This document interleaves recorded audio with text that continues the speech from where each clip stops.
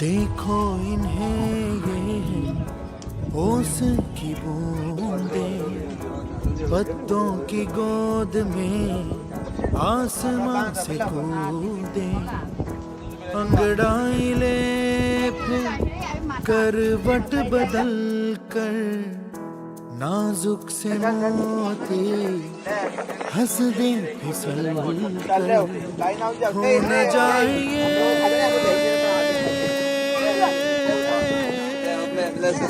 तारे जमीन पर।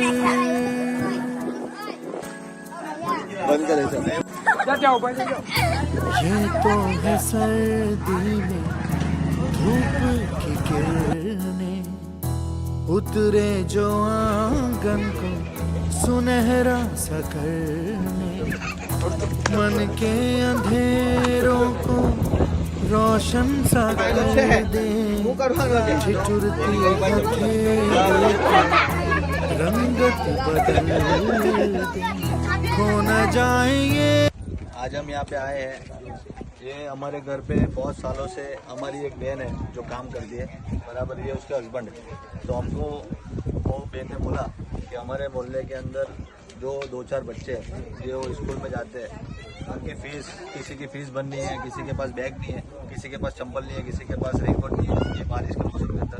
तो हम यहाँ आज विजिट करने आए, देखने के लिए आए कि किसको क्या चीज़ की ज़रूरत है, और वो ज़रूर हम वो हिसाब से ज़रूर करके आप लोगों से हम लोग गुजारिश करते हैं कि आप भी जो भी आपसे हो सके आप भी उनकी मदद करिए, और हम तो करेंगे ही।